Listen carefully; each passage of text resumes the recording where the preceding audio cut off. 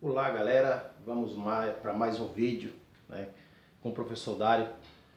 Hoje nós vamos falar um pouquinho sobre a litosfera da Terra, a estrutura geológica do planeta que corresponde à parte sólida do planeta. O planeta é constituído pela atmosfera, litosfera e hidrosfera.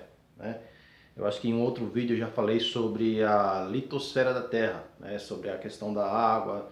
Eu fiz alguns apanhados geral e acrescentei em alguns vídeos, tá? Hoje nós vamos falar sobre a litosfera, ou seja, a parte que corresponde a onde nós pisamos, vamos dizer assim, a parte fixa, onde constitui o tipo de relevo: planalto, planície, montanhas e depressões, que é os 4 tipos de relevo que a gente conhece, ok?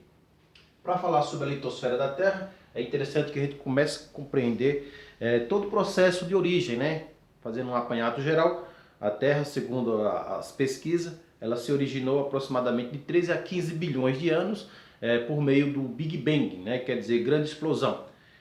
Que a partir daí, todos os elementos do sistema solar, da nossa galáxia, surgiram, a Terra, os demais planetas, os astros e etc.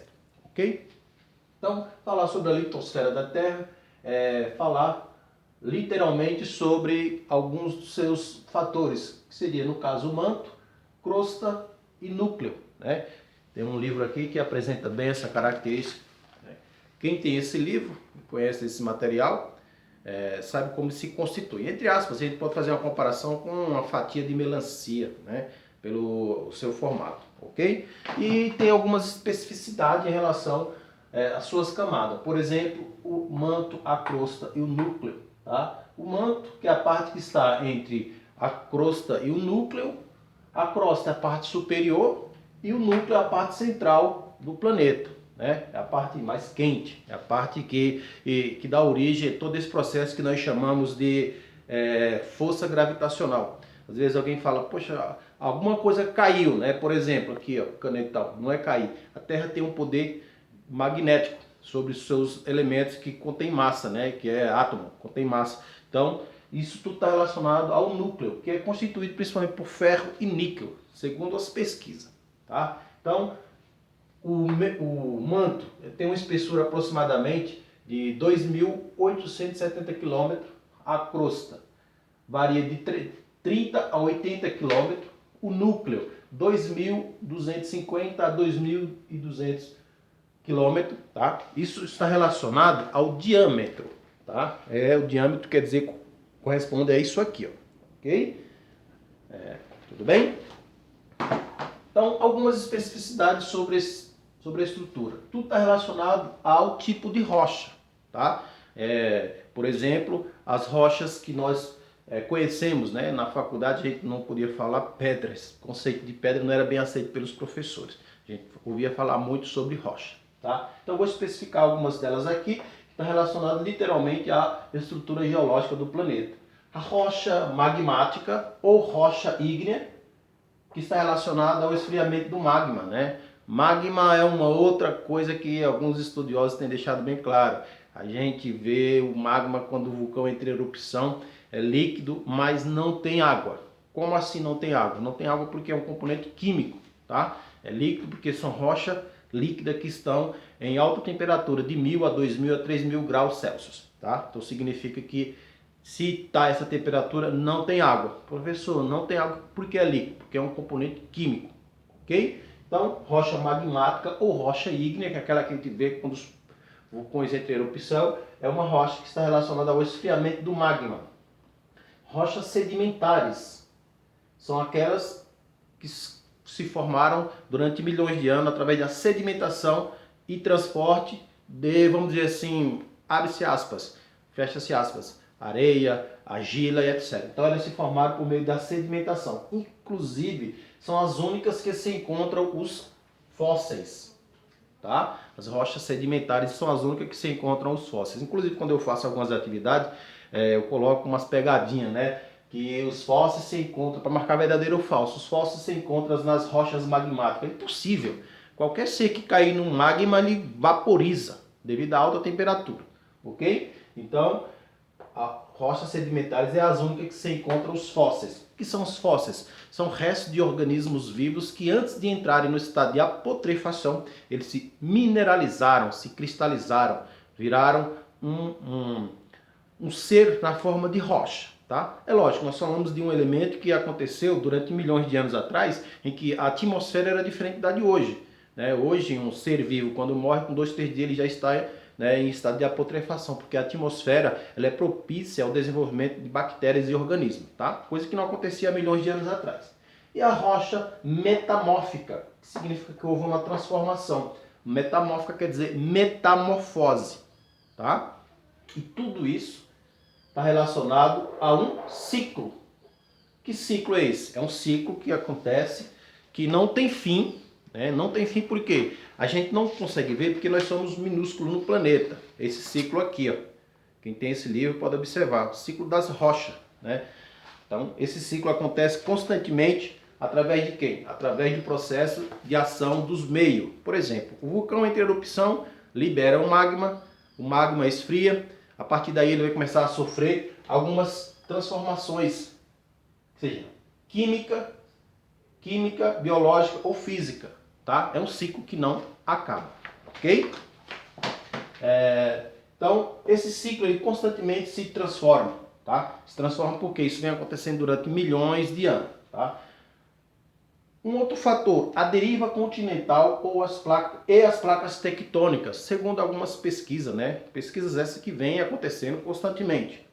Lembrando que a geografia é uma ciência que trabalha com certezas concretas e ela entra em contradição com a ideologia religiosa. Certeza concreta é aquilo que pode ser encontrado, por exemplo, no caso dos fósseis. Os fósseis é um elemento que foi pego, sentido nas mãos e consequentemente foi entendido que ali essa vida ela se desenvolveu durante um período no planeta, tá? Isso é baseado em pesquisa, né? Inclusive hoje em dia é colocado um dos principais instrumentos para saber a datação dos organismos, que é o carbono 14, é um elemento químico também que difere, entre aspas, a genética, né? O DNA do organismo, tá? Então, a deriva continental e as placas tectônicas são alguns dos elementos que fazem com que esse ciclo aconteça constantemente. Tá? O que seria isso? O que estaria relacionado a isso? Seria justamente a questão de como o planeta se desenvolve e como ele é hoje. Né? Na faculdade a gente tinha uma disciplina chamada paleontologia que retratava justamente isso aí. A origem do planeta, o desenvolvimento dele, né, através dos períodos e até os dias atuais, tá? Então, a deriva continental, um dos principais continentes foi o Pangeia, né? Pangeia, que era um gigantesco continente que existiu há aproximadamente 250 milhões de anos, cercado por um gigantesco oceano, se não me escapo da memória, também chamado Pantanlassa, tá?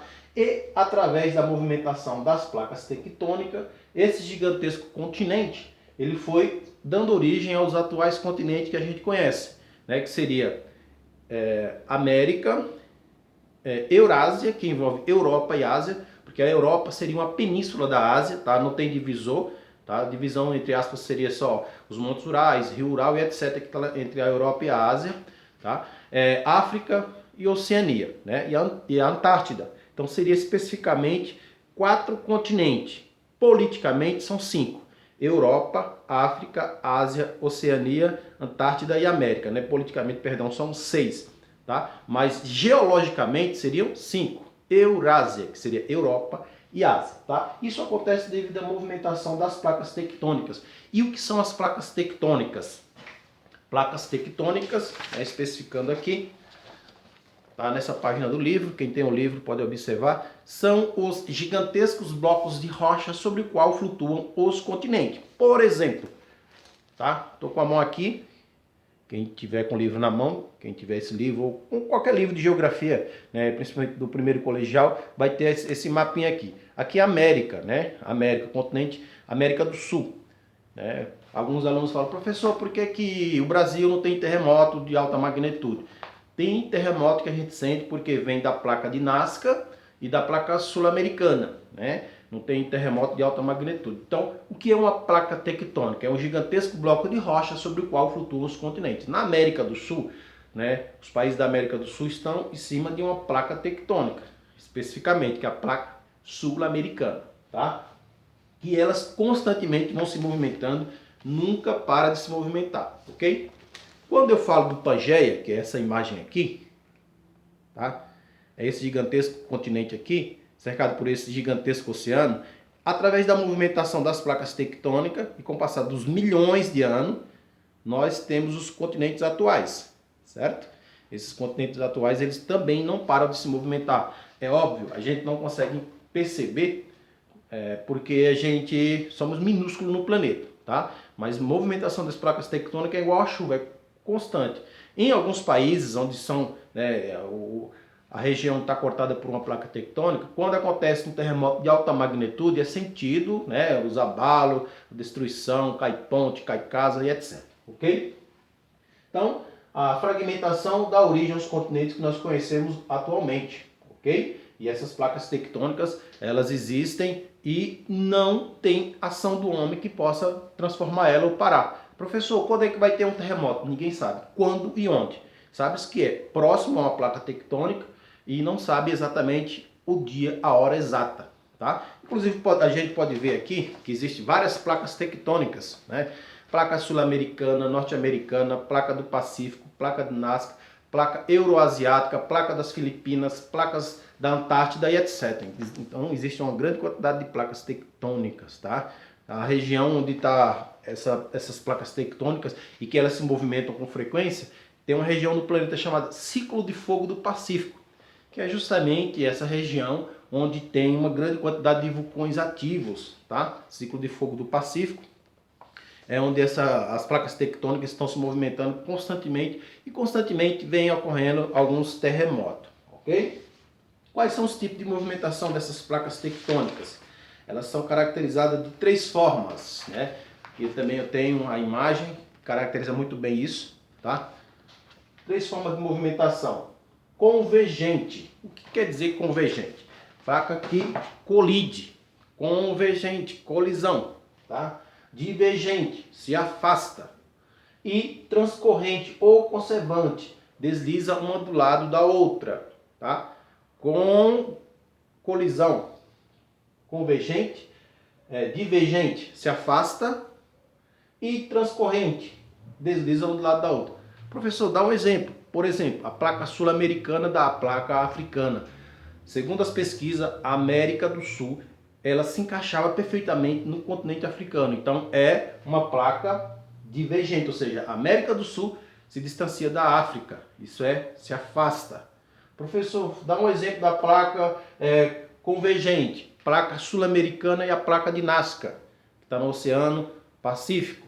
Dá origem à Cordilheira dos Andes na América do Sul, que, se não me escapa da memória, cresce aproximadamente 5 centímetros por ano, ou seja, a placa sul-americana se choca com a placa de Nazca. Consequentemente, a Cordilheira dos Andes sobe, né, aproximadamente 5 centímetros por ano. Detalhe, quanto mais alta a montanha, mais recente ela é. Como assim? O que acontece? Ela está subindo, crescendo, porque as movimentações das placas tectônicas estão acontecendo e gerando essa movimentação, que no caso é colisão, tá?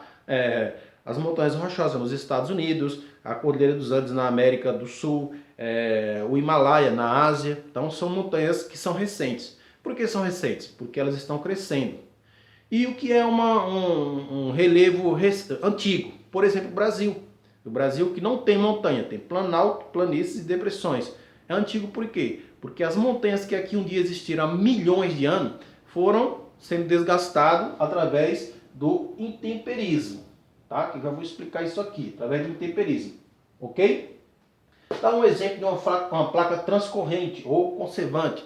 A placa de San Andreas, né? Se não me escapa da memória, nos Estados Unidos, ela é uma placa que ela desliza uma do lado da outra, tá? E que constantemente também tem movimentação e acontece terremoto com frequência. E assim são as placas, né? Convergente, divergente, transcorrente, ok? E você pegar qualquer mapa, né, Atlas, vocês vão ver que existe uma grande variedade de placas tectônicas. E o país que está próximo pode ter terremoto com frequência, por exemplo, o Japão. É um país que tem terremoto praticamente todo dia, de baixa magnitude. Quando acontece de alta magnitude, causa danos catastróficos, né, como que aconteceu em 2011, um terremoto de alta magnitude, seguido por tsunami e etc. Né? Porque o Japão é um país que está em cima da placa das Filipinas, se não me escapa da memória, né? A placa do Pacífico, ok? E essa região aqui, deixa eu mostrar aqui, rapidão, tá? Essa parte aqui, ó, onde eu tô com a mão aqui, ó. Quem tem um livro, bem aqui, ó, tá? Isso aqui é o Japão, ok? Que é justamente a placa do Pacífico e a placa das Filipinas, elas se juntam, tá bom? E aqui é os tipos de movimentação dela, né? São imagens, isso aqui, ó. Essa daqui é a divergente, ela se afasta, né? América do Sul da África. Essa daqui é a placa convergente, elas colidem. E essas daqui é a transcorrente, tá? Ou conservante, ok? E essas placas elas vão fazendo com que o relevo seja transformado, né? O relevo está sempre em transformação. Por que transformação? Porque existem dois tipos de transformação do relevo, que é os endógenos e o exógenos. Endógenos quer dizer que está dentro da Terra, que é o tectonismo, o vulcanismo, e o exógenos, externo, é o vento, o frio, o calor, os seres vivos, as geleiras e etc. Tá? Que são esses tipos de componentes que fazem com que o relevo seja transformado. Tá? Biológicos são seres vivos, né? Que através de suas andanças durante milhões de anos, eles fazem com que o relevo se transforme. O químico, a ação da chuva, por exemplo, a chuva batendo constantemente, né? Dia a dia, ano a ano, vai fazendo com que a rocha seja desgastada. E o físico, né? A ação da temperatura, por exemplo, o calor, o frio, o sol, constantemente isso faz com que o relevo seja transformado. Qualquer tipo de relevo um dia, ele vai ser transformado. Abre-se aspas. Se você passa o dedo assim, ó, em cima do teu rack, a televisão da tua casa, você vai ver que uma semaninha vai ter uma crosta de pó. De onde veio? Quem trouxe? Alguma rocha, ninguém sabe onde, ela se desgastou através do sol, da chuva. O agente transportador, o vento, colocou ele ali. Imagina 1 ano, 2, 3, 10, 100, 1000, 1 milhão. Então imagina que em algum lugar uma rocha se degradou, né? Que é chamada rocha mãe, rocha matriz, e em outro lugar ela se depositou. Então assim acontece a transformação do relevo constantemente, que nós seres humanos não conseguimos ver, ok? E isso dá origem também ao tipo de solo, né? O que é o solo? Solo é a camada superficial da crosta terrestre sobre a qual a vida vegetal se desenvolve. Isso é o solo, que está literalmente na região da crosta terrestre, né? Com essa aqui a gente pode comparar o manto, a crosta e o núcleo com um ovo, né? A casca é a crosta, a clara é o manto e o núcleo é a gema. A gente pode fazer, entre aspas, uma comparação. Isso aí, ok? Então, através das movimentações dos componentes químicos, dá-se origem aos tipos de solo. Que solo que é esse? Esse solo, com certeza, ele teve por origem um tipo de rocha. Se ela foi uma rocha magmática, uma rocha sedimentar ou uma rocha metamórfica, algo por meio da ação do intemperismo físico, químico, biológico, ela foi sendo transformada. Vou dar um exemplo simples, né? A areia da praia. São elementos que estão relacionados à movimentação das ondas, que está desgastando a rocha matriz durante milhões de anos. Inclusive tem praia que não tem areia, são praias de pedra, de rochedo. Tá? Então são alguns exemplos para vocês entenderem o que foi, o que é a litosfera da Terra. Né? Só para você ter noção dos fatores que estão relacionados a o que nós estamos aqui pisando, né? A crosta terrestre. Né? Compreender a crosta, o manto, o núcleo. Em uma outra ocasião eu vou fazer um vídeo sobre os vulcões no planeta. Né? É uma atividade simples, aqui vamos dizer entre aspas, é só um tutorial de compreender um pouco sobre o que é a crosta terrestre, ok? Então no finalzinho do vídeo deixa seu joinha, deixa seu like, compartilha com seus amigos que ajuda o nosso trabalho aí, ok? Abraço a todos!